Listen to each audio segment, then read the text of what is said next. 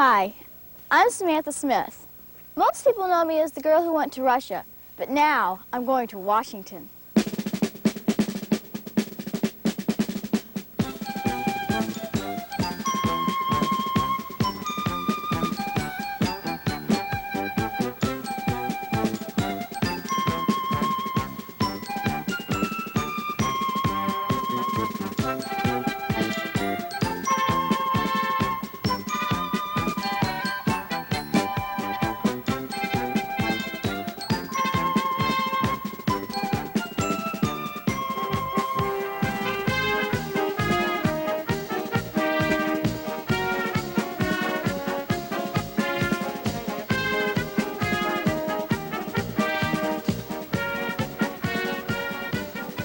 The White House, the most famous house in America and the home of our president. Quite a few people are trying to get your vote so they can start living here next year. As a special correspondent for the Disney Channel, I'm going to track down and interview as many of the presidential candidates as I can. Not many 11-year-olds get a chance to talk to people who run this country, but we all have questions for them. So it seemed important to find out what other kids my age would ask the men who were trying to become president in 1984. Hi, I'm Samantha Smith, and I'm following the Democratic presidential candidates around the country, and I'm interviewing them too. And I'd like to get some of my ideas for my questions from you. What would you like to ask somebody who is trying to be president? If you become president, would you ever start a nuclear war? How do you feel about Lebanon? Why are you running for president? Do you think you're good enough for the job? How did you feel about the movie The Day After? How much money can you spend on your campaign? Do you have any pets? If so, how many and what? If you do have pets, what are you going to do with them if you're elected to the White House? How many campaign centers do you have across the country? And do you have anybody in mind for your new cabinet? And if so, who? Is your personal budget balanced? They had lots of good questions. Some of them were for me. What gave you the idea to write to Russia? Oh, I had seen Yuri Andropov's picture on the front of Time, and I had heard a lot about nuclear war, and I just really got worried, and I thought it'd be interesting, instead of writing to our own president, to write to Yuri Andropov, and so I wrote to him. What did you do in Russia? I mostly just went sightseeing and meeting people, and meeting more people and sightseeing. Who do you want to vote for? First of all, I'm not 18 yet and I'm not old enough to vote. So that's one thing. And I don't really know who I'd like to vote for yet, but I do have an idea is to have team presidency and to get the candidates up to this point where there are 8 of them and have them work together in the White House. Like animals? I love animals. Does anybody have any more questions about the presidential candidates? Are you for or against DRA? How do you feel about police brutality? If you become president, what will you do with your previous house? Do you like what President Reagan is doing? And if you don't, what would you change about it? What would you do about unemployment?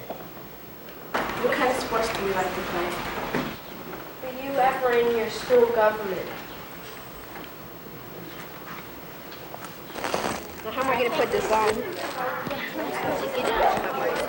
Oh, yeah. Like all this excitement and everybody getting around you and asking you. It's gotta be great. I was singing that when I saw Sam. Oh, we have seats. Okay, great. I need you to order what? Can I have your orange? Look, Dad, I got a Disney pad. I recorded the questions the 6th graders at the Hardy School had come up with. I would be coming back to them and questions gathered from other kids around the country every time I prepared for an interview. Of course, I also had to do some homework on the candidates, like reading background articles and watching the Democratic debate in New Hampshire. And in all the history of this country, we've never had such a big deficit spender as we have in the White House right now. And the reason is not because of Social Security. There are 8 men who are trying to win the Democratic nomination for president this year. Former Governor Reuben Askew of Florida, But you're going to have a president who can get there in such a way that he's not so committed that he's free to govern on behalf of the people of this country, and that's what I seek to do. Senator Alan Cranston of California, Ronald Reagan won an election. He is now our president. It's a disaster. We have to get him out. Senator John Glenn of Ohio, I don't think we do it by coming back and offering the American people a party that is big on spending and weak on defense and overpromises, and it's that simple.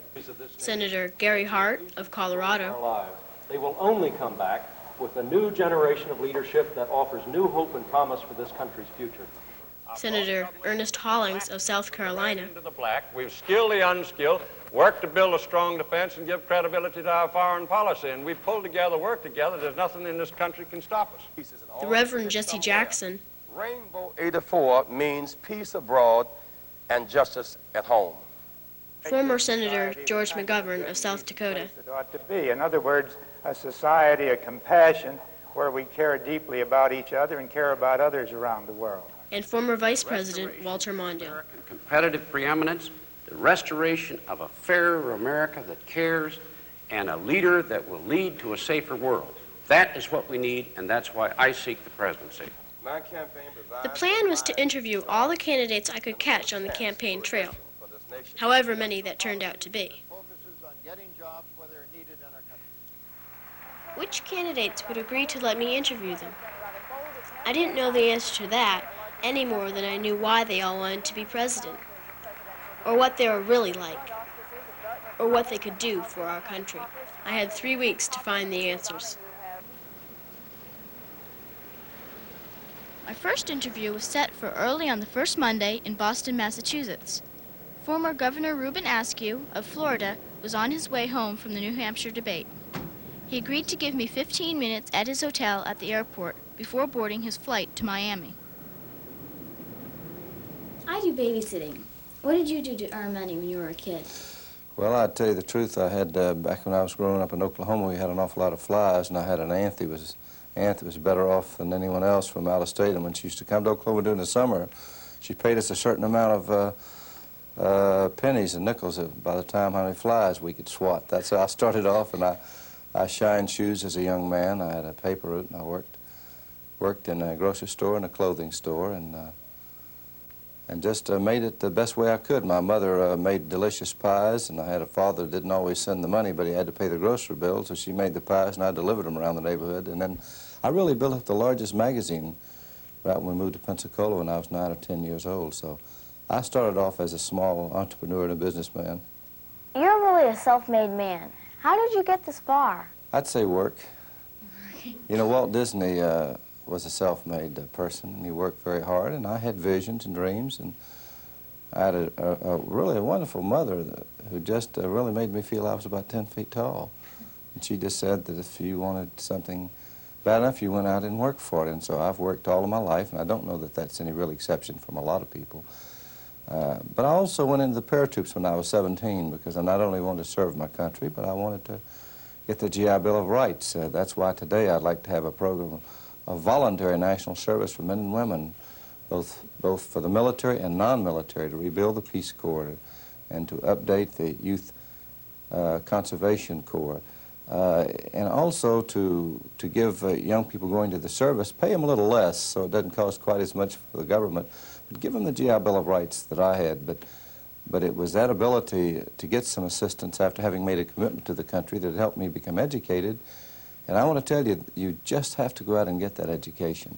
I know a lot of people who haven't had an awful lot of formal education, are very wise and have done very well, but it's important to get an education because it's the one thing people can't take away from you, and it can mean an awful lot in terms of performing your role in a free society as an informed citizen.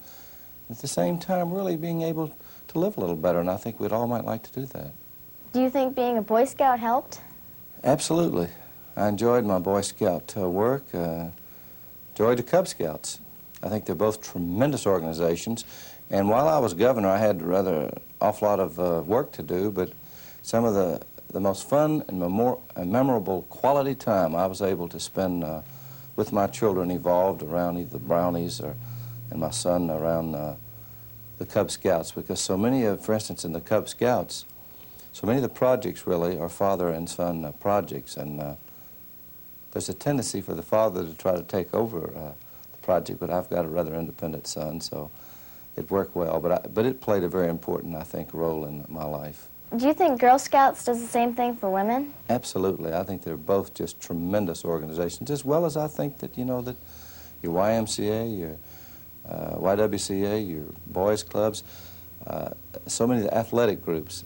And I really admire people, the adults that put the time in, because we just have to reassure young people, particularly the great strength of this nation, the opportunities that are offered for self-development, and to feel good about themselves, and also, frankly, to create a spiritual base in their lives. As president, what parts of the federal budget would you cut, if any? Well, first of all, I think that we need a strong defense. We live in a very difficult world. At the same time, however, I think that we can moderate some of the defense spending. I just don't believe we can spend as much as some of those in the military or even the president would seek to try to spend. I think some of the domestic programs affecting the poor have already been cut, I think, disproportionately. We need to make some adjustments in the tax base. But there is a program, Samantha, that we're going into in which we call indexing of income tax brackets, and that as you make more money, you pay really a higher percentage of that which you make. So we went through a period of inflation in which people were making more by a number of dollars, but they had less purchasing power. It's called indexing. Of course, I'd like to see us defer that for 5 or 6 years until we get rid of the structural aspect of the deficit. When I say structural, I mean that which is not self-correcting by virtue of a good recovery. So what I would propose is in the cost of living index, which governs how far we're going to bring down each year our income tax brackets and how much we pay cost of living adjustments to recipients like Social Security and all of the other retirements. If you have, say, 6% inflation in 1 year, instead of bringing down the adjustment for the income tax brackets a full 6%, what you would do is that you would defer the first 2%, bring it down 4%. And on the cost of living side, on the spending side, instead of bringing it down the full 6%, you would defer the first 2%, bring it down 4%. Older people, the thing that they fear is uncertainty. This gives them a chance to plan what's before them, so we don't come up with the periodic freezes. But it's a way of everyone sharing those paying taxes, those spending, some of the moderations in the areas to introduce more competition in the health delivery systems, so to reduce a lot of the money, so much of the money that I think that we're paying in supports that I think can be changed. If we do all of this specifically, we can reduce the deficits. Okay.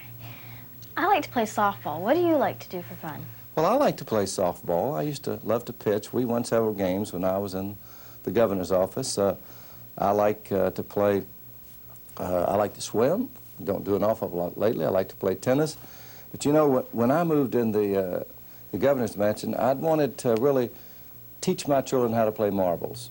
As a child growing up in Muskogee, Oklahoma, I later grew up really mostly in Pensacola, Florida, but I started out until the beginning of the 4th grade in Muskogee. And I was teaching them marbles, and when I moved into the mansion, I knew I couldn't draw a circle around a rug in a mansion. But in the formal living room of the mansion, there was a beautiful rug with a whole circle in the pattern of the rug. And so I was able to try to teach my children really to play marbles. So a lot of things I like to do, and I really enjoy doing it with the children. Didn't do as much as I would like, but unfortunately I think that's probably what every mother will say about every husband. Governor asked you, how do you feel about inviting the Soviets over here to talk about peace? I think that there's no reason that this country and the Soviet Union can't get together and start seeking out more commonality of interest. We have different systems, and there's no question when you understand their system. I mean, they seek in many ways to try to impose themselves on others. Maybe commercially at one time, possibly, we did it, but not quite like they're talking about. So we have differences, and I think we have to be strong to ensure that they don't come over in different parts of the country and promote armed insurgency as they have. But you see, I don't believe that the Soviet people who've lost 20 million people in World War II, I don't think they want to see a nuclear war. I don't think the United States wants to see a nuclear war, and it's incumbent upon those of us given the position of responsibility to start coming together better, to start seeking those areas of commonality of interest, because certainly we have a common desire, you know, to ensure that we have a peace and a world that can survive, and we do this with total realism that we have differences. And if we have a point of real contention, let's not link it to try to improvement in terms, say, of arms control, which I think is a paramount issue of our time. Because we have differences, it makes it all the more important, really, to keep talking. As president, what would be the first thing you would want to do?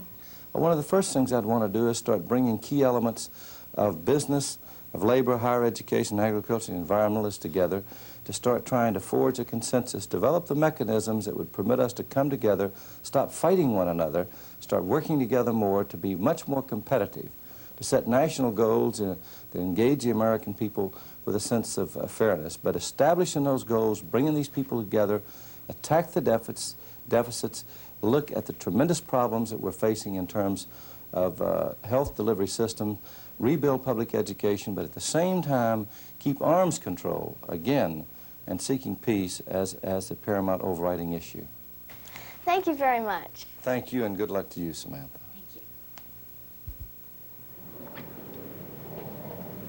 I was surprised that Governor Askew took so much time with me when he could have missed his plane, but it was a good surprise.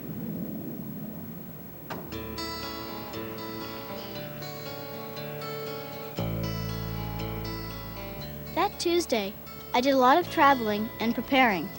Both Senator Hollings and Senator McGovern had agreed to be interviewed the next day, but only in New Hampshire. We found former Senator George McGovern of South Dakota at his hotel, just over the border from Massachusetts. It was a huge building that looked like a castle from the outside. While he finished breakfast, I finished preparing.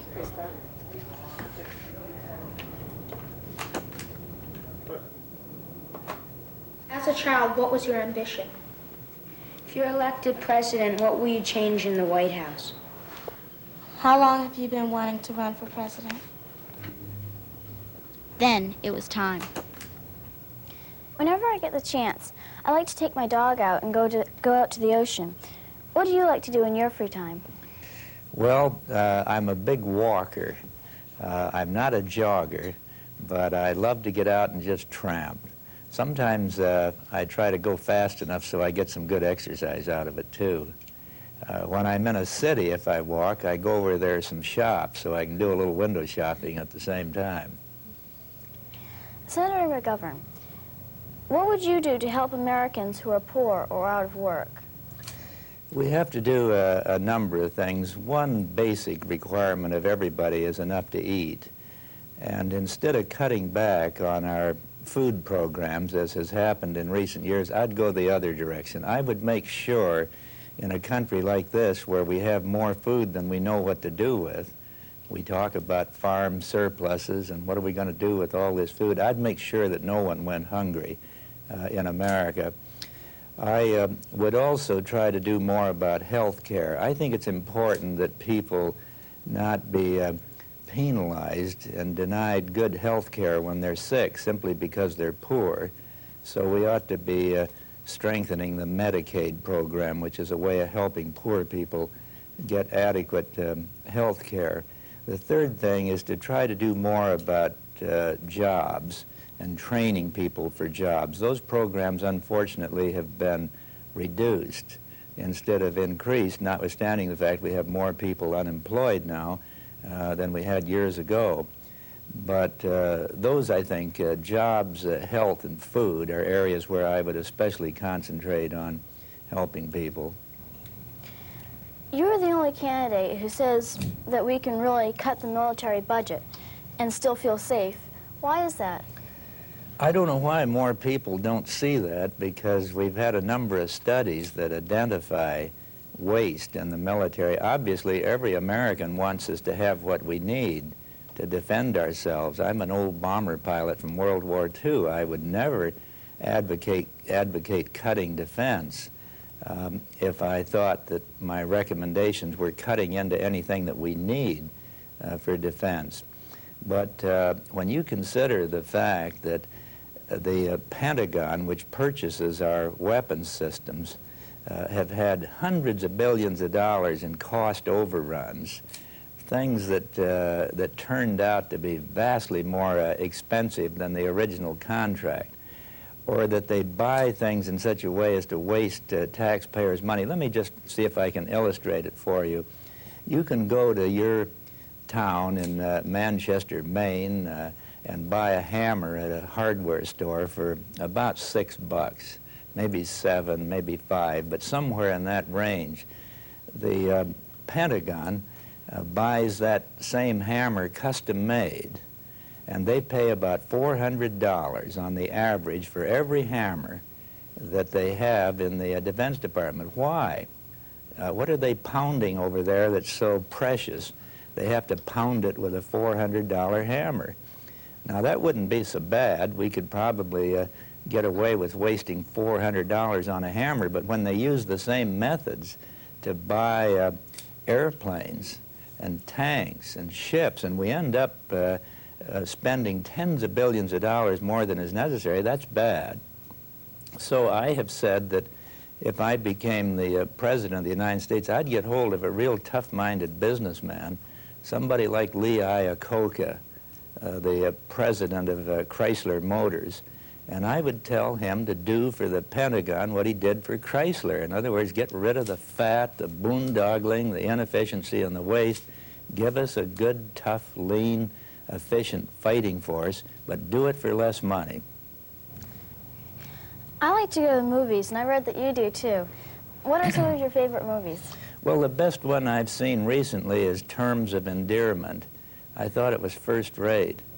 I guess maybe one of my favorites of all time would be Dr. Zhivago. I thought it was colorful and romantic and historical, and all the things I like were in that movie. When you were a kid, what did you want to be when you grew up? I wanted to be a school teacher.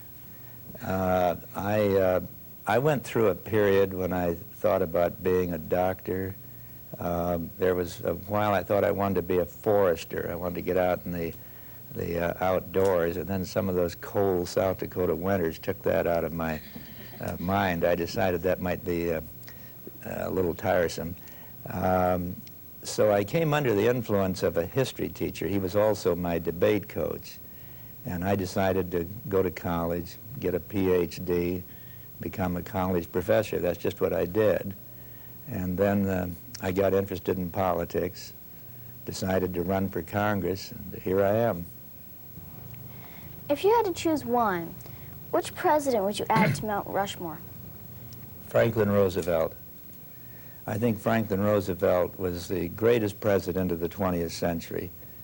And I don't quarrel with the four that are up there. I guess you know they're out in my state, in western South Dakota.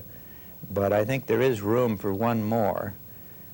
One day I flew by Mount Rushmore with Ethel Kennedy, and she said when she got back to Washington she was going to tell Jack there was room for one more face up there. That's when President Kennedy was still alive. But I would put Franklin Roosevelt up there with his cousin Theodore Roosevelt.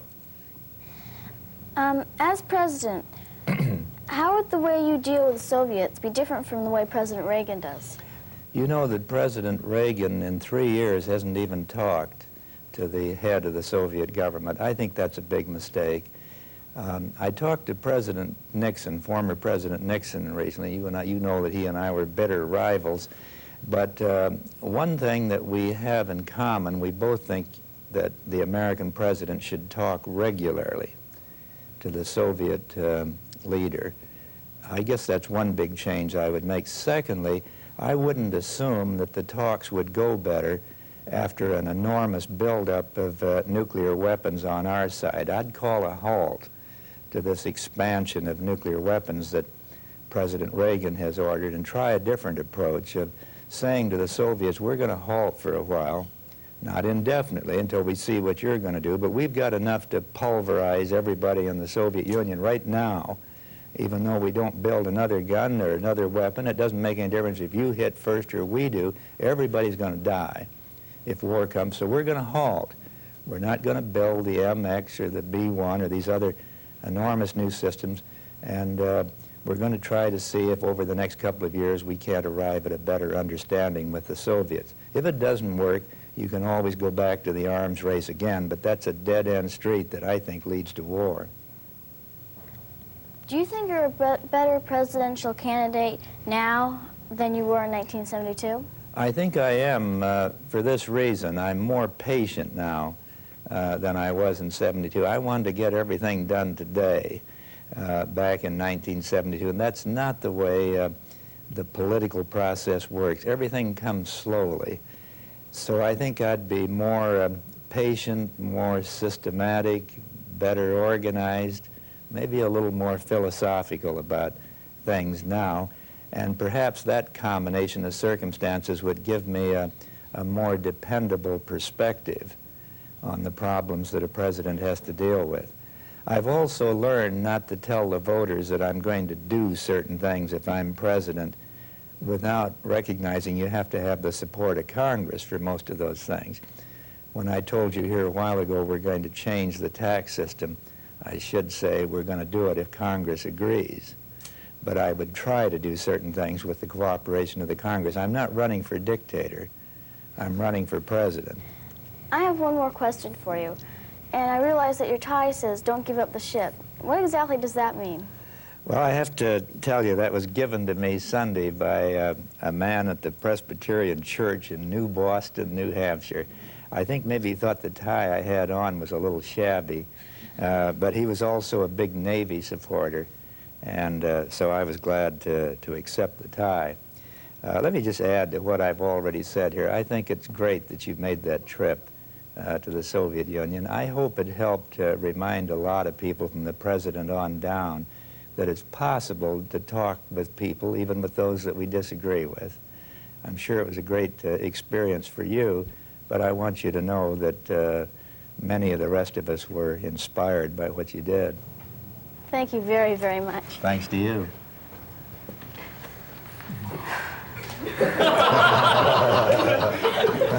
We may edit that. You were great. Senator McGovern's tie was perfect for him because it said, don't give up the ship. In other words, don't give up running for president. There is almost no time left before my interview with Senator Ernest Hollings of South Carolina. We packed up and rushed off. How do you feel about female presidents? When did you start in politics? How do you feel about deployment of missiles in Western Europe? I reviewed my questions in the car during the short drive to his campaign headquarters in downtown Nashua.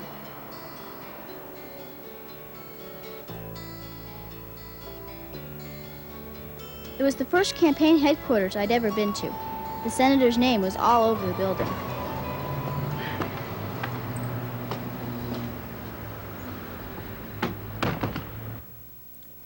This is my first real job.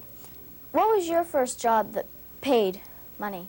My first real job that paid money was way back in school when I was working at the Francis Marion Hotel in the summertime. They had what you call a night clerk from 11 in the morning till 11 at night till 7 in the morning. And those were the Depression days, and I was getting $1 a day and delighted to do it. Why do you think people should be drafted in the Army? Well, I think, number one, it's a sort of moral commitment. Everyone's business. Defense is everyone's business. And what you really have now is depending upon the least advantage in your society for its defenses. You have an army in the volunteer army, the black, the poor, the disadvantaged.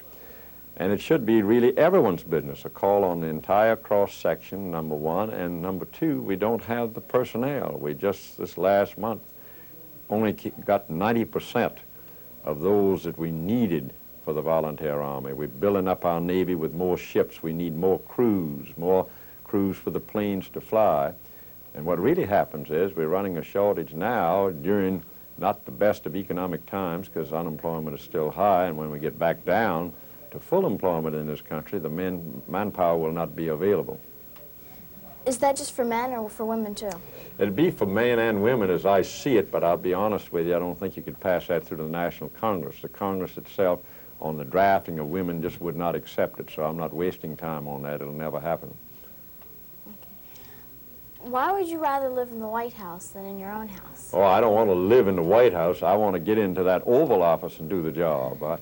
In fact, I think that'd be the bad part of living in the White House, because it's a sort of open kind of hospital-like public building, and I like to live privately like anyone else.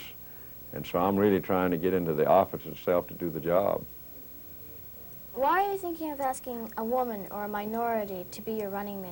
I've thought of that. In fact, I suggested it over a year and a half. The chairman of our party, Chuck Manette, took me on that and said we weren't ready. I said we were. In fact, looking to the strengths of our party rather than looking geographically, we could get a woman or a minority, or perhaps both, and I mentioned Barbara Jordan at the time. What advice would you give me if I wanted to be a politician? I would have you to be interested in, first, English as a course to learn how to communicate, to express yourself. I would ask you, secondly, to study all the history books you could get your hands on, because as George Santayana said, those who would disregard the lessons of history are doomed to repeat them. All the things that we're doing today, we should have learned, like the troops on the end of the runway in Beirut. We should have learned that lesson in Vietnam, that you can't force-feed a government, and we're just killing them there unnecessarily, in my opinion. So study English, study history, and involve yourself in keeping up with current affairs, what's happening. It's the most interesting endeavor I know. What is your plan to cure the economy? My plan to cure the economy is to effect some kind of discipline where we freeze the spending increases, not cut the spending increases. Social, entitlement, defense, and tax spending, I'd just hold the line. Last year, if we had just reenacted the previous year's budget, just signed it into law with no changes, we would have saved $100 billion. Now, that's not forever. That's just a one-year freeze, because I don't want to hold the programs where President Reagan has cut them. After we'd recovered, then I'd want to go back and increase education and feeding programs. Why does it make you feel safer to build more bombs and missiles? Well, you don't feel safer, you just have to meet the competition. Now, with respect to that, I've endorsed a nuclear freeze, agreeing with your question that we don't have to have the exact number of bombs. We can freeze right now the Russians and the Americans and hold the line. We over-prepared for nuclear war, and we're under-prepared for conventional battle. I'd like to cut back on all of this MX missile and B-1 bomber and nuclear readiness, and I'd like to have more F-15s, 16s, attack submarines. I'd like to have a stronger reserve and guard, stronger readiness. I'm from New England. How is growing up from the South different from growing up in the North? Warmer. I got my Timberland boots on up here. That's the only thing keeping me warm right now. But the politics are practically the same. You're realistic folks. You're one of the original states. We are too. We tried it 100 years without a central government, and then we mutually pledged each other our lives, our fortunes, and our sacred honor. Actually starting the American Navy with Christopher Gadsden of South Carolina and John Langdon up here in New Hampshire. So we've been working together. Now we find it's not competition between the Sun Belt and the Snow Belt. We find out that New Hampshireites, New Englanders, and Southerners are working together in an international competition in trade, in production with the Japanese and West Germans. And when we mentally move to that, we'll move forward together as one country. What worries you most about the future of our country? The fact that our federal government is really not doing the job. It's about the worst I've ever seen. I've seen it at the local level. I've been a state's governor, seen it at the state level, but we go from bad to worse, bigger and bigger deficits, letting our education plant run down in disrepair. Our agriculture is bankrupt.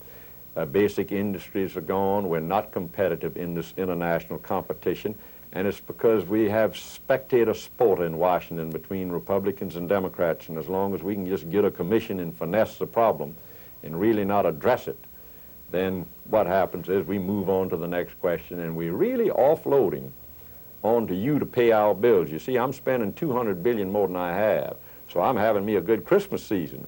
But that bill is going to come due when you get out of college, and when you go to educate your children, you're not going to be able to afford it. When you go to build your home, you're going to find out this tremendous inflation, interest cost on this god-awful national debt.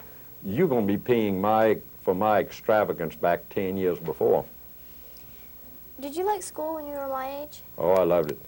Yeah, I really did. What subjects did you like the most and the least? Well, I did all right and liked them all. I liked that history that I was talking about best of all. Okay. How important do you think it is to set up a national daycare system? I can tell you now that there is a linchpin. We are now moving forward with women's infants and children's feeding to bring an infant into this world with a strong mind as well as a strong body. We have elementary and secondary and higher education, but right at that level of a daycare center and Head Start is a weak link in the chain, and that the human brain develops till you're 5 years of age, particularly. And you need not only the nourishment there, but the early on training of the alphabet and what have you, and that's what many in our society are missing, that opportunity. And as we have broken down around in split families and wives, homemakers are now breadwinners, and they are trying to make a salary to help the husband in order to save enough money to send people to school, their children. They need all of us, not just the poor, all the way across the country. We need a coast-to-coast daycare center system to give every child a head start. And then, of course, in public schools, we need a full-time professional teacher to give them a quality finish. What do you do in your free time? Well, right now, you'll find at my age that I hadn't given enough time to my children, always having been in politics. I'm making up for that, trying to find my 2-year-old grandson, whose birthday is today, on the telephone. And other than that, for relaxation, I play tennis and jog. But if I can get in a good tennis game, it gets me feeling good. And then finally read a good book, any kind of book that you can get your hand on. We don't get time to read enough good books. As a senator, you're reading papers and studies. I like to read a good novel. I have one last question. Why are you wearing working boots? Well, they're really winter boots. I'm working in them, but they're the best things that I know of to go in this particular climate up here. If you can keep your feet warm, I learned that long ago in the Army, and your innards good, you'll do all right. You won't come down sick, and this is from early morning till late at night, every day up here in these cold snows, but I'm enjoying it. Okay, thank you very much, and tell your grandson happy birthday. Good, thank you very, very much. I appreciate it. Senator Hollings reminded me a lot of my grandfather from Virginia, except for the work boots. When we left to go back to Boston, it was really snowing, but I had a plane to catch. It looked like we would be able to meet with Reverend Jesse Jackson sometime the next afternoon in Washington, D.C. We rushed to Washington, only to wait hours for the interview. How could you help improve equality for women? What kind of political experiences did you have in your childhood? What was your reaction to Jesse Jackson's rescue? Lots of press people and Secret Servicemen were also at the Howard Inn. I was very nervous. Give me both hands. So when you're real nervous, so you just stop. Take a deep breath, see? Finally come on down, okay?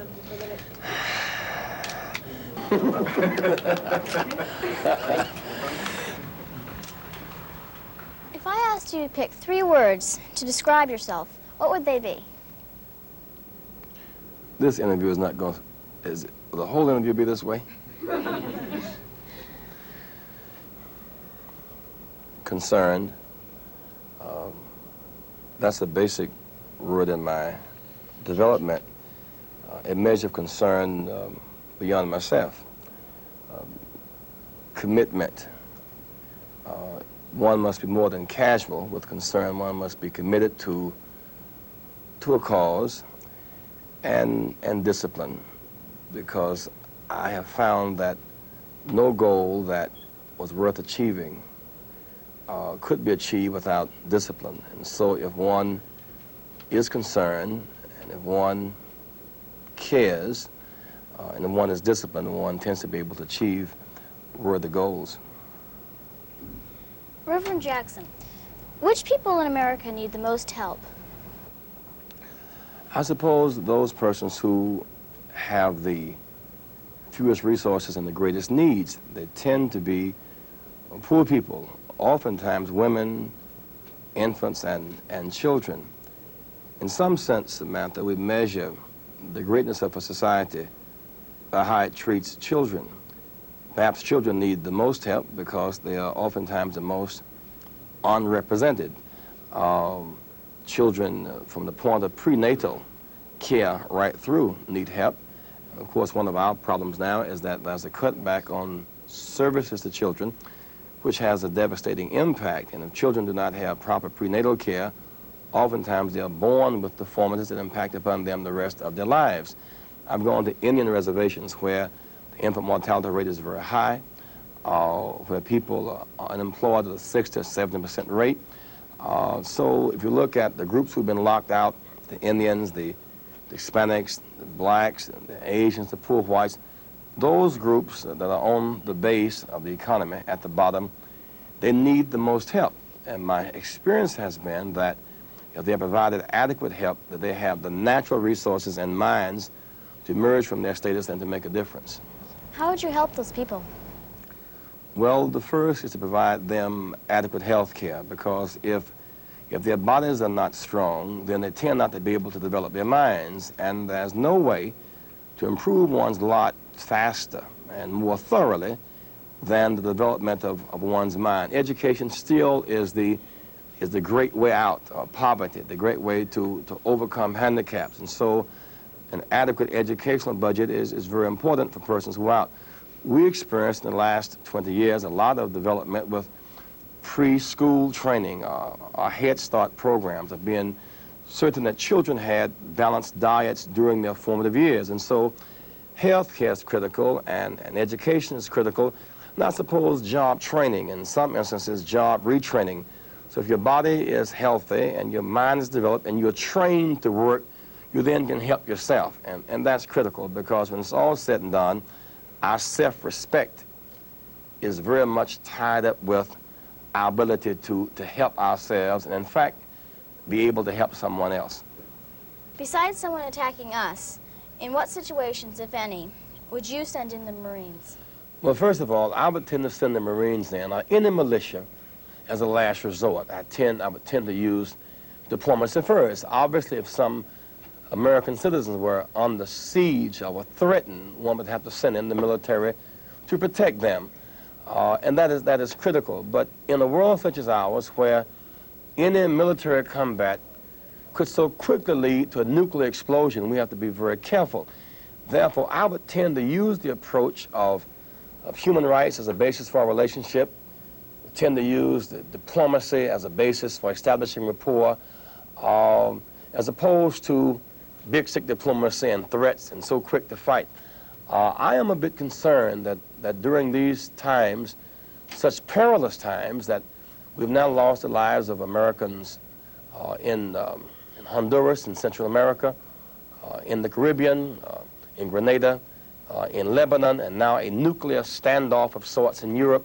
In my judgment, we must go another way, because unless we do, the nuclear race is so dangerous and can destroy all of us so quickly. We must make some decisions the day before, so we'll not have to look at what we should have done the day after. The nuclear race, Samantha, is just too dangerous and too costly and too likely to take place for us not to choose a new course or to choose another way. What things really make you laugh? Another one of those kind of questions. Well, when I'm really not doing my formal work, I guess I am a practical joker. I have a lot of fun. A lot of my friends tell jokes, and I like to laugh at jokes. I like to tell jokes, and I like to play ball in my off time, and oftentimes that gets very funny. And then there are comedians, you know, as Bill Cosby, and he's just very funny, and Red Fox is very funny, and oftentimes when I have spare time, I go and watch professional comedians. But in my daily life, I have a lot of fun with people that I'm around. Just kind of laughing at, I would call it situation comedy, you know. You know, situation comedy? Like right now, I feel like laughing at myself because you're about to intimidate me, you know. What have you done in the past that you're most proud of? I suppose there are 2 or 3 things. One, in my childhood development, a lot of my classmates were very brilliant students, didn't make it. The impoverished conditions and the forces that tend to discourage people knocked them out the box. And I was able to survive that period. Many of them dropped out of school. Some of them died. Others of them simply failed. And many of them had a much better mind than I have. I'm just convinced they were just unpolished jewels that never had a chance to really glow and glisten. And so I survived that cutoff period, so to speak. And I'm proud of that I was able to survive that period. And I suppose I got married at a very young age, about 20, 21. My wife and I have been married for 22 years now, and we have 5 children. We've been able to keep a family continuity, and that's important to me, and that's a great accomplishment. And in my civil rights work, working with a man like Jim Farmer and Ford McKissick, guys you may not know, but then working with Dr. King, someone you may know, may have heard of, those are great moments to watch things happen, to watch the signs come down. They used to have signs that said, that the niggers and dogs and Jews are not allowed here. Those signs are gone now. Signs on the bus. I remember as a kid, I would get on the bus and the sign would say, colored seat from the rear and white seat from the front. And like most kids, I would put a dime or a token, I would want to sit right down. Mother would grab me by the arm, so you have to go to the back. And I would, why must I go to the back? She said, read the sign. And at one point, in 1955, 56, those signs came down. And so I began to feel good about those. Those are great moments to go through, and to watch the society grow up, and to watch people adjust to that. Because many of the people who were very mean to us as we grew up became very loving and very kind people as things began to change.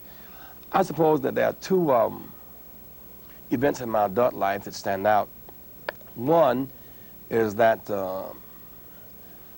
about 4 years ago, there was a fire strike in Chicago. And the mayor and the union chief became angry at each other, and she had him arrested. And 22 people died in the fire, most of the children, in 22 days. And the mediation broke down. And so for some reason or the other, perhaps the same spirit that led me to try to go to Syria, said, I think I can do something about it. Many people are saying something should be done, so I asked the mayor, could I help? She said she would appreciate my help, but it wouldn't work because the other guy was a bad guy, because the other bad guy said she was a bad person. And I said, well, let me try. She said, well, you can't do that. The mediators have failed. So I asked her to give me the right to fail. And she gave me that right. And in a matter of 48 hours, we started communications all over again, resolved the fire strike, and she let him out of jail, and the firemen went back on their jobs. And I felt good about being able to spare any more lives from being lost, because it was in the wintertime in Chicago. And with the fire trucks not rolling, once the fire started, people just getting wiped out. And I suppose the trip to Syria, it may have more long-range significance to all of us in terms of peace, but emotionally it was not as gratifying as solving the fire strike, frankly. But I would have to say that on balance, that so many lives could be saved in the long run as a result of getting Lieutenant Robert Goodman free, as a result of the cycle of pain being broken, that the long-range value of the Syrian trip, the trip to Damascus, could be considered the top experience of my adult life. At the end of the interview, Reverend Jackson surprised me by turning things around and asking a few questions. What made you think your letter would get through? I don't know. I thought if it happened with Queen Elizabeth, it might as well happen with Andropov. Did you, when you were growing up, did you ever write Santa Claus? No. You never tried that? No. But you did write Andropov, and you got your response. Has that done anything for your confidence, your ability to kind of make things happen? Well, I'm not as shy anymore. You see, the reason I ask is that most people, young people and adults, do not have enough self-confidence to try to make something happen. Most people in the world feel the way you feel about nuclear destruction, and yet they don't have that little something you had to write that letter. I hope you maintain that property in your life as long as you live. Thank you. Thank you very, very much. Thank you. He was very nice, especially at the beginning when he tried to talk me out of being nervous. It worked.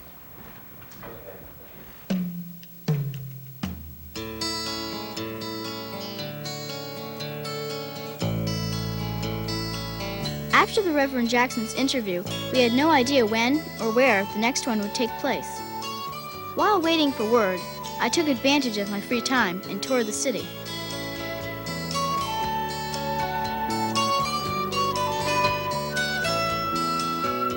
Washington is beautiful. Everywhere there are monuments to leaders of the present and the past.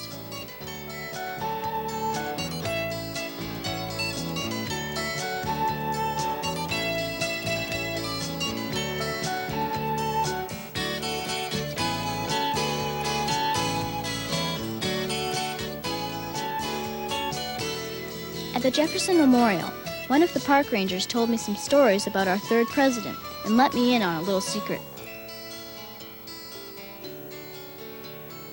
When you look at the big bronze statue of Thomas Jefferson from different directions, he looks different.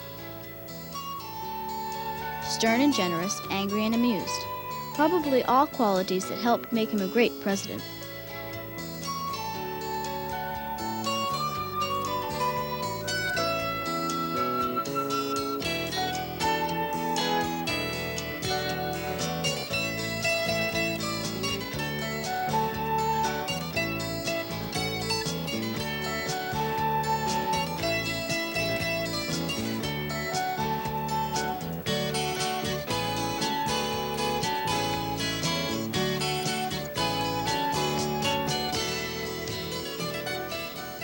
You can see the monument to President Washington from everywhere.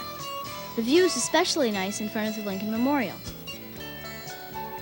Inside, there's a huge statue of President Lincoln and many famous words from his speeches. I sure would have liked to have interviewed him.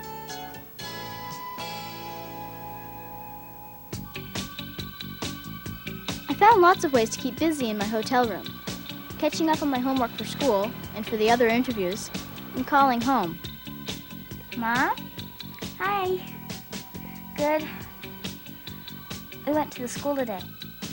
It was terrific. Yeah, they were really, really nice to me, except for the food.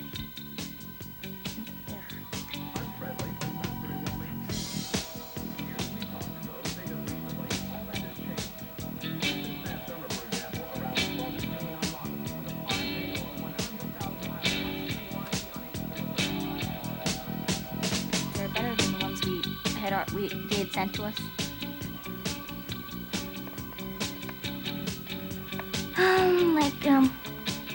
Do you have any pets? I even found time to make a few points of my own.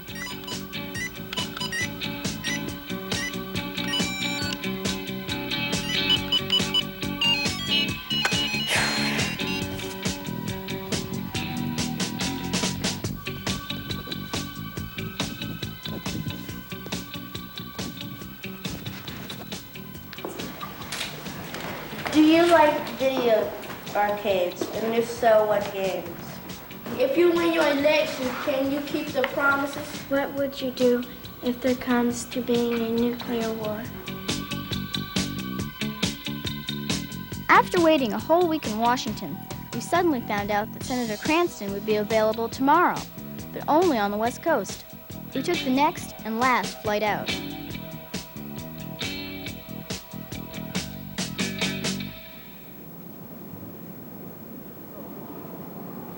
Winter I was prepared for, but not sunny Southern California. I was a little overdressed for 80-degree weather. Not much time for sightseeing, though. I was due in an office in Century City for my interview with California Senator Alan Cranston. What have you done in the Senate that you are most proud of? I think helping veterans of the Vietnam War and other wars is probably the way I've helped more people than in any other single way. They've needed tremendous help after the casualties that they've suffered, the difficulties they've had in combat, and they weren't getting adequate care, and I have given them that care. I'm also very proud of having created many wildernesses and parks, including helping create the Alaska Wilderness. What's the first thing we need to do to get people back to work? Well, we need a president that will focus all the powers of the presidency on that and on the task of ending the arms race, which is undermining our economy. That means we need to get interest rates down by moving toward a balanced budget and by changing the tight money policies of the Federal Reserve Board. It means we need to invest in American industry, retool old industries like steel so that we can compete with the Japanese and Germans and others. And we need to invest in America's workers, give them the training, retraining, the education they need so they can hold jobs in our ever more complicated economy. And we need to have incentives to give them, through the businesses for which they work, a share in the profits and in the stock. So they have an incentive to work as hard as possible and make the company thrive, then they will thrive too, and then our country will thrive too. How important is it for a president to have a good sense of humor? I think you have to have a sense of humor about yourself, if not about the adversities of others. Do you And well, I think I do have a sense of humor. I like to see things in a funny way. I enjoy hearing funny stories, and I enjoy telling funny stories. I also like the comic strips, like Blondie. What are the best ways to help third world countries like those in Central America? I think instead of sending them weapons, we should be helping them get the food they need and deal with the poverty that is the cause of the unrest and the violence in so many countries. And I don't think we should be trying to be the policeman of the world and trying to overthrow a government in one country, Nicaragua, and trying to sustain another government that happens to be a pretty brutal tyranny in El Salvador. I think we should be promoting peace rather than looking to military strength as a way to solve very complicated problems in our world. If you became president, would you stop building nuclear bombs? This is an interest I share very deeply with you, and I admire the work you've done about the nuclear arms race. If I'm elected president, the day I take the oath of office, on January 20th, 1985, I will announce that the United States will not test or deploy any more nuclear weapons as long as the Soviets don't. That won't take any negotiating. We'll just announce it. If they tested or deployed, we would know it, and then we could do whatever was necessary. I'd do another thing that day. I would get in touch with the Soviet leader and say, let's get together at the earliest possible moment to reach an agreement on stopping producing nuclear bombs, nuclear weapons, and start talking about how we reduce the stockpiles, reduce the targeting, reduce the dangers, reduce the costs. We have to abolish these weapons from the face of God's earth. And if we don't, sooner or later, even though we and the Soviets don't intend it or want it, I believe we will land in a nuclear war that could wipe out the whole human race and would certainly destroy our country and destroy the Soviet country. How do you feel about the movie The Day After? I thought The Day After was a very effective presentation of the horrors of nuclear war. And I'm glad it was shown. I'm glad it got so much attention. I'm glad so many people saw it. However, I think it really underplayed the disaster that a nuclear war would be. It seemed to imply that some people would survive and their lives might go on as before after a while. If we have a nuclear war, I think the odds are that it will be so devastating that no human beings will survive anywhere. They won't all die at once, but radiation in the course of time would quite possibly destroy all human life on this planet. Albert Einstein was the first person to warn me of that danger. I met him long ago, shortly after we dropped the bombs at Hiroshima and Nagasaki, and he educated me in the dangers of nuclear war, and I've been involved with the issue, trying to figure out ways to prevent a nuclear war ever since. If you could spend a day with any U.S. president, who would it be? That's a tough question to answer. I've spent quite a bit of time with several presidents in the course of my life. I suppose either Thomas Jefferson or Abraham Lincoln. They are presidents that I have profound admiration for, along with many others. I could give you several others I'd like to spend a day with. What would you ask them? I would ask them how they would apply the wisdom of their time to the problems of our time. Jefferson was a great leader in helping create our country and figure out the ways of our Constitution and our democracy. And Lincoln was the president who held it all together through the Civil War and ended slavery. And I would ask them, what would you do about this new problem of nuclear war and the relationship with the Soviet Union? How would you straighten that out? What would you do to make sure we don't have a nuclear war? I like to roller skate and play video games. What do you like to do to relax? I like to run. I do a lot of running. I compete in track meets in the 100 and 200 meters with people in various age groups. And I love to go to the beach and run in the beach and swim in the surf. What kinds of promises can you make to kids my age? I'm not really making promises in my campaign for the presidency in terms of specific things that I state flatly I will accomplish if I'm elected president. All that I promise is that I will be the first president to devote a presidency, all the powers of the presidency, all the powers of the president's mind, to two purposes. One, I will do all a president can do to try to end the arms race and avert the catastrophe of a nuclear war.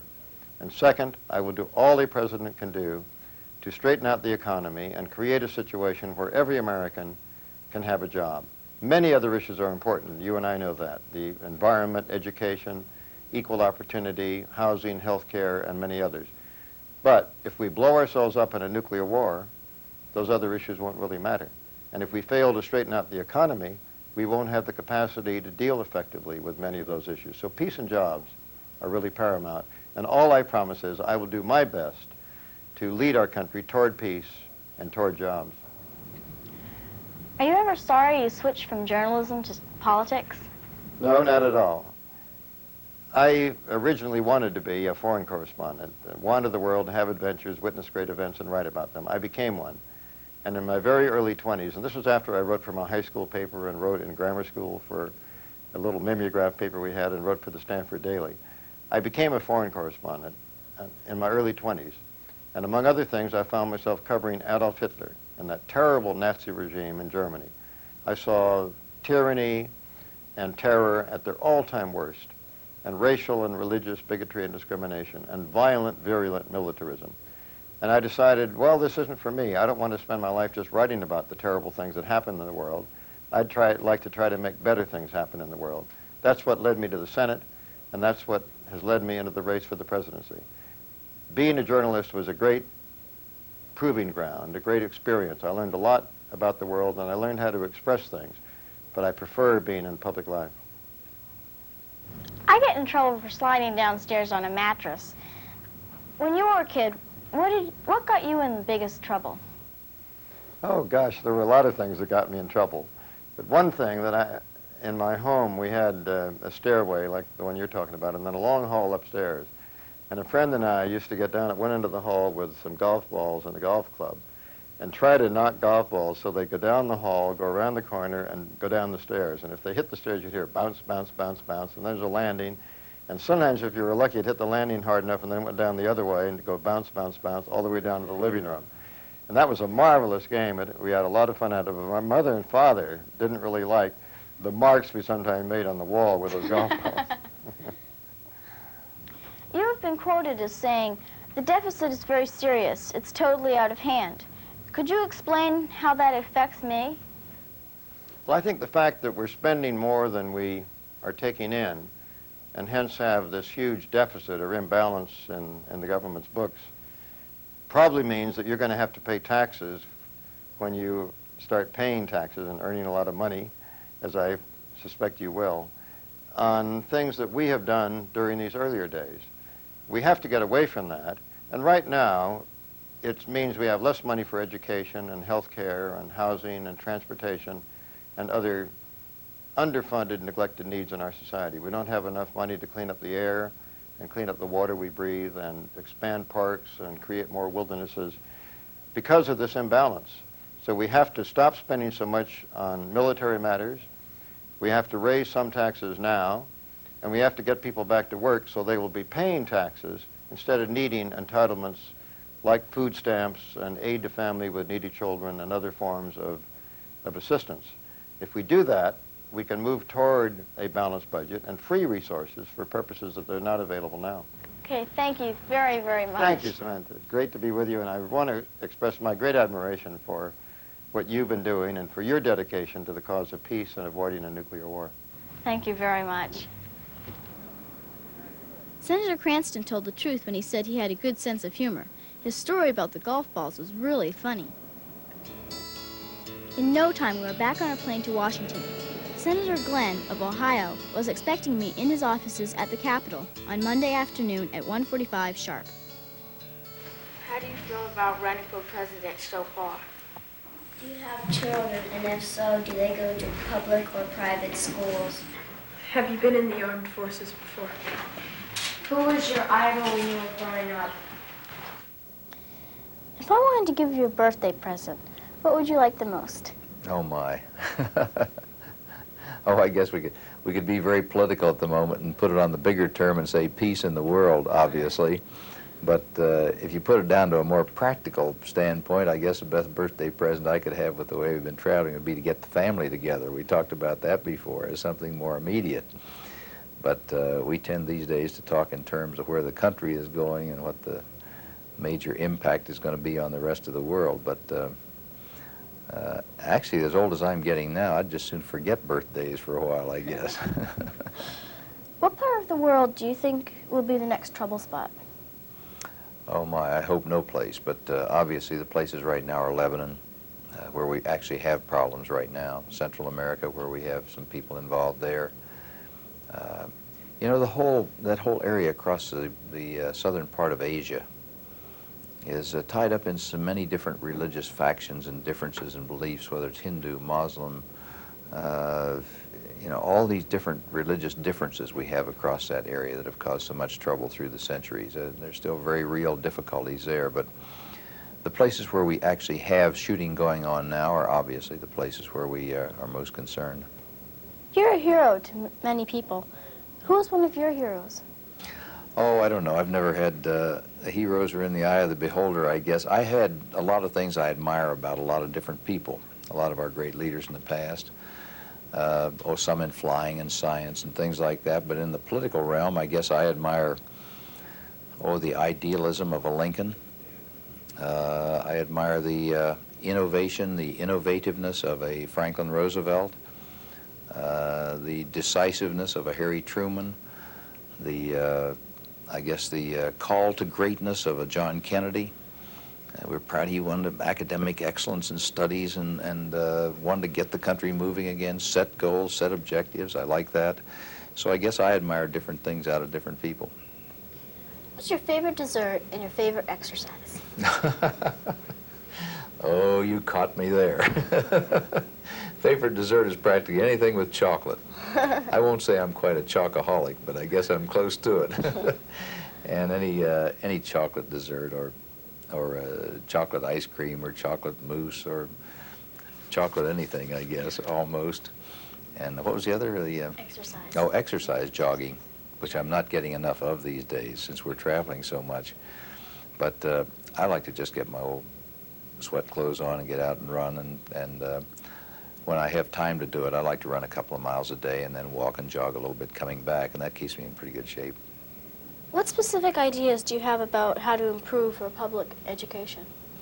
Public education, nothing is any more important for the future, and I talk about that at almost every stop I make across this country, because what we have become as a nation is so fundamentally wrapped up in our educational system, and what we're going to be in the future in competition to other nations around this world is going to depend on the kind of education we give you and the young people of this country, and the opportunity for you not only to go on into high school but to college and university. And that is just so fundamental. And I've put forward a very specific program. It has quite a number of points in it on on what we should have in a curriculum, what we expect of our students, the time spent in school, teacher training and excellence, in-service training centers and things like that, upgrading teachers' pay, I think we have to do that, and making certain that there is opportunity for every young person to get into that educational system, things like the Head Start program and help for younger people in those areas that need help, and also the opportunity to make certain that every young person has a chance to go on to college and university if they want it. So it's a broad-based program, and I just don't think anything is any more important than our educational system.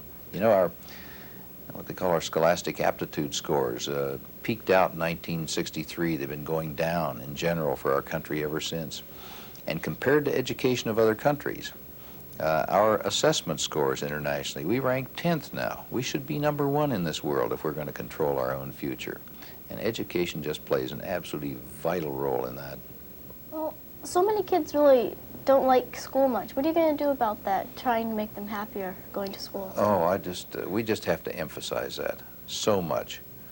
Because, you know, what you're going to become, what the other kids your same age and around you in elementary or junior high or high school now, what you're going to be able to do is going to depend on what you know, what you learn. Just nothing can be any more important than that. And I wish I could just impress on every young person the importance of taking school so seriously and learning what you can. In some ways, you know, we have it fairly easy in this country. The average young person in this country goes to school about 185 days each year, and we think that's a lot of work, and it is. But do we know that in Europe and most of the other countries there, the kids are in school about 210 to 220 days a year?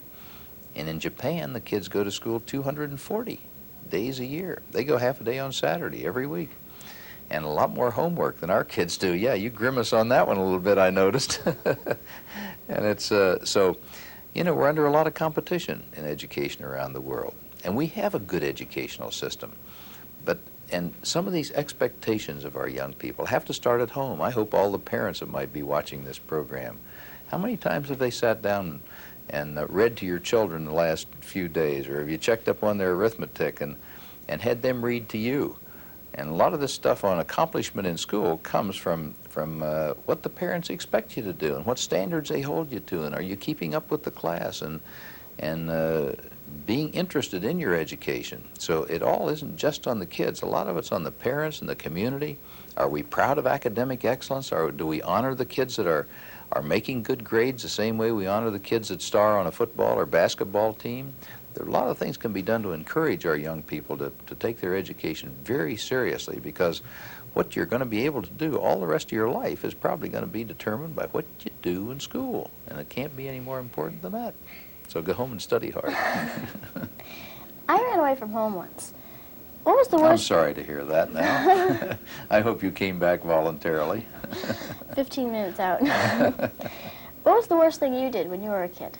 Oh, I don't know. I never ran away from home, but I suppose I violated some of the rules around the house occasionally and got paddled a few times for that, I guess. But I don't think I ever really caused my parents any major problems. But I had the same infractions of rules around the home as any other young person does, I guess.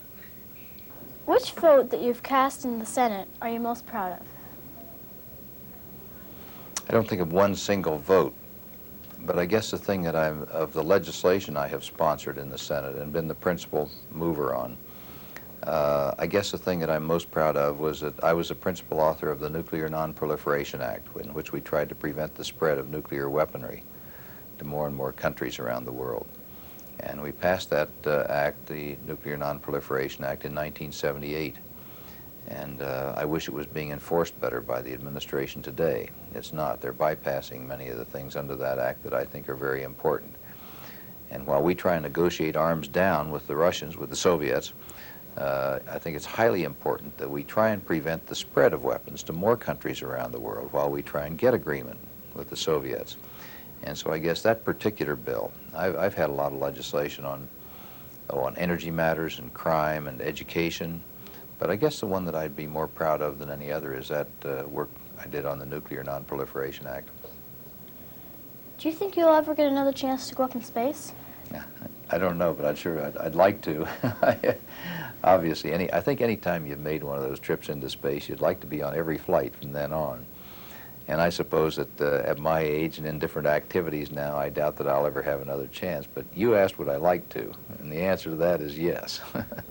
How about if you became president, do you think you'd get a chance to? Oh, I doubt it. I imagine that would probably preclude it entirely. But I'm still very much interested in the program, and not just from the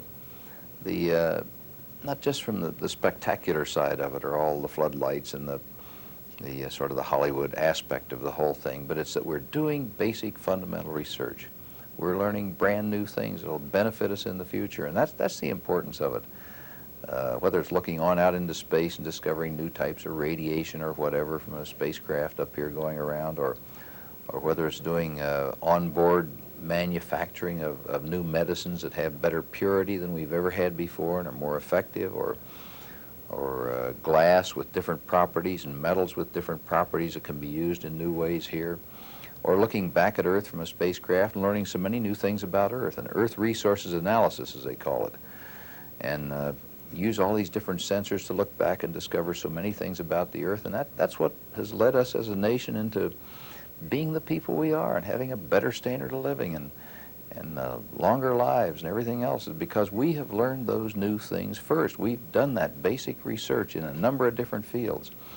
And that's what I think is so thrilling and exciting about not only the space program, but basic research in general. That's what's going to form our future. Thank you very, very much Thank for you, this Samantha. interview. You're a good interviewer. Thank you. Thank you. My interview with Senator Glenn was barely finished when Mr. Hodding Carter of the PBS series Inside Story took over where I left off. How good an interviewer was you? Very good. Had good questions. Compare, I enjoyed that.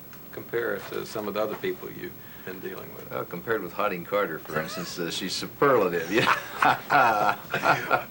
Gotcha. It was really neat to meet a presidential candidate who was also an astronaut.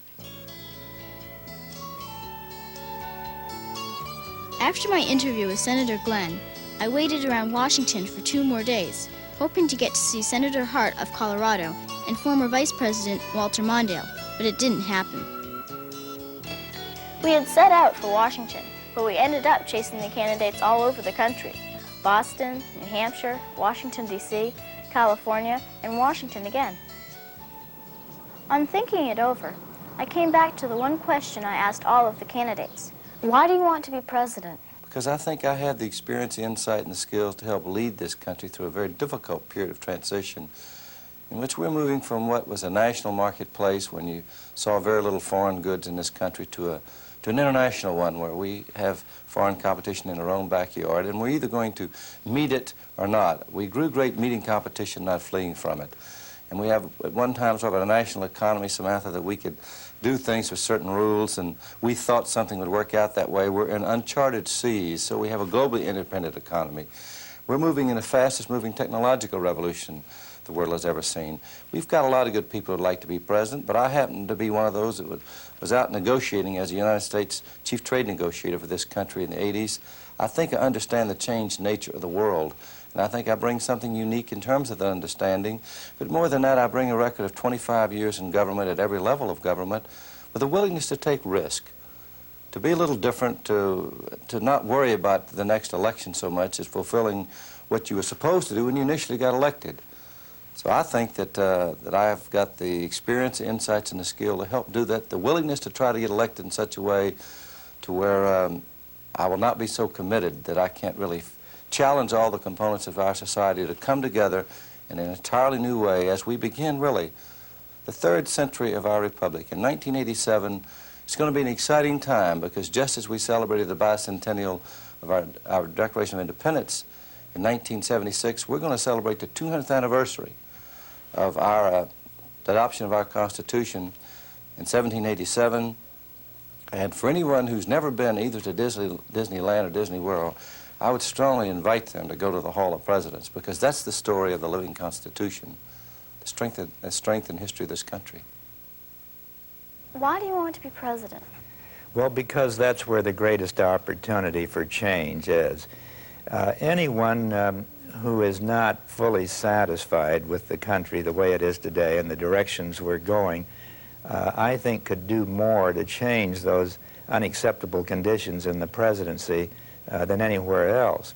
Now, that doesn't mean that other people can't contribute to improving the country. I think some of the great writers, the great journalists, the great clergy people, people that minister to health needs, they do a lot that's extremely valuable, but I'm a politician now, and the best place for me is in the White House. Why do you want to be president? I want to be president because I want to show that that federal government can work. I know government, I know its limits, I know its responsibilities. I know the question is not, are you better off than what you were 4 years ago, but the question, are we as a nation better off? The strength of America has been in its unity of purpose, pulling together. And what we need is a president who can reach out and give us that sense of purpose. And now, having been in office for 32 years at every level, I've reached out, I've fed the hungry, we've skilled the unskilled, we've brought government from the red into the black, we've led the way for social justice and built a strong defense and worked to give credibility to our foreign policy. And I want a chance to show once and for all as a professional politician that Washington government can really work. Why do you want to be president? I want to have the opportunity to serve, to bring about a redemptive spirit in our nation.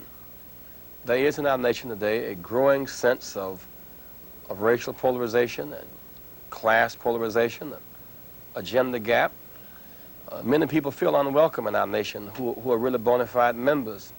You know, America, Samantha, is not, it's not like a blanket, one piece of unbroken cloth, one color and one shape. America is more like a quilt with many pieces and many patches and many colors and many textures of cloth and strings of different lengths. But you put all of that together, you make America, the melting pot of many colors and kinds and sizes and shapes. But all together, we still provide the function of a blanket. We provide warmth and care and protection. And I feel that by organizing the Rainbow Coalition, the coalition of many colors, the Indians, the Asians, the Hispanics, the male, the female, the white, the black, that I can serve our nation by being able to direct the course of our government from war policies to peace policies. I'm frankly frightened by the present level of nuclear buildup. There must be another way. I'm frightened by the radical cutback in food stamps. It has a negative impact upon small farmers, upon rural workers and urban consumers. Many schools are being closed around the country while jails are being built. Our values appear to be off. Many teachers with master's degrees are losing their jobs while jail wardens are gaining tenure. Other things are going wrong. But in our democracy, we have the right to protest for the right. We even have the right to run for the presidency in order to direct our nation on a new course. And so I run as an expression of my willingness to serve our country, to put us on a new course, and to organize a new coalition and to provide new leadership. And it is a superior, it's a supreme sacrifice and challenge, but I submit to you that it's not about ruling the country, it's about serving the country. And that becomes a fundamental difference. We must fight to serve, not just fight to rule. Why do you want to be president? I want to be president not just to be president, for the same reasons that I got into politics originally. I got into politics and got to the Senate because of my concern about the state of the world and my desire to have impact on the issues during this time that I walk this earth. You can do a lot in the Senate, and I think I do, but you can do more in the White House if you get there and know what to do. As president, I could do more about peace, more about trying to avoid a nuclear war and ending the arms race and straightening out our relationship with the people of the Soviet Union, and I could do more about the need for jobs in our economy and a lot of other issues. That's why I'm running for president. Why exactly do you want to be president? When I see opportunity being cut back in this country for so many people, for people like you growing up, and our country has been a nation of expanding opportunity all throughout our history. We've tried to make better educational systems, better research, learn more new things. We've been a curious, a questing people. We've tried to learn these things, put them in. Those things have led us into preeminence of all people in the world, and we've made those advantages of education all for everybody, for all of our people, not just for some of them. And out of that has come the best educated people, more new knowledge, more new jobs, more new industries, and I feel we're cutting that back now. I've been in a couple of wars, and I was in the space program, and I was dedicated enough to this country that I was willing to put my life on the line. And I'm lucky to be alive today, not just from space, but from some of the other things where my airplane was hit a number of times in World War II and then in the Korean War. And I've been dedicated to seeing that trying to make certain that this country does move ahead. And when I see programs being cut back that I think are so important for the future of this country, I can't do anything else but want to get in there and set goals for the future and set objectives for this nation that I think are going to move us ahead, make a better life, not a worse life. I don't want to go back to old days and try and relive those again. And I don't want to just come up to proposals some candidates have that I see as would be programs of the 60s or the 70s. I think we live in our time, and it's a new age of information. You're fortunate. I wish I was your age, because there's so much to look forward to if we just take advantage of it. And I really do mean that. It's a new age of information and computers and so many new things and advantages for the future. And we can expand our standards of living, our opportunity. We can be the nation that still is first in all these areas in the future, which gives us better control over our own destiny in this country. And that, to me, is what is so exciting. That's what makes me run. They were all good answers, but being president is not a job I'd like to have. I'm sorry that not all the candidates agreed to be interviewed, but I'd like to thank the ones who did. For me, it's been terrific. I learned a lot about these men and their ideas, and I hope you have too. But whether you support one of the candidates I talked to or someone else, remember, if you are old enough, please vote. And although kids my age can't vote, we can talk to our parents and tell them what we think, and maybe they'll listen. This is Samantha Smith in Washington.